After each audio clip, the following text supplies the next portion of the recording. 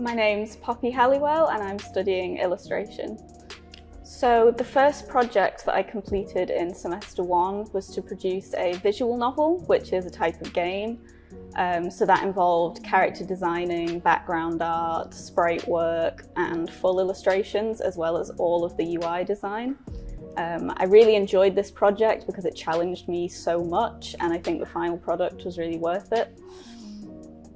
So for my project in semester 2, I looked at merchandising because I really want to go into selling my own products and potentially designing for other companies. So I looked at screen printing because garment design is something that I'd really love to get into in the future.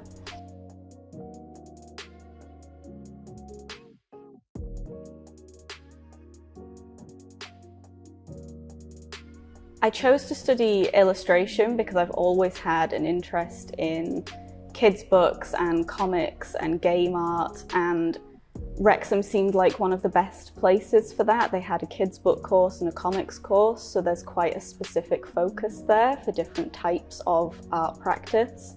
I ended up taking general illustration to keep my options open, but it's good to have that experience from the tutors there to help guide you.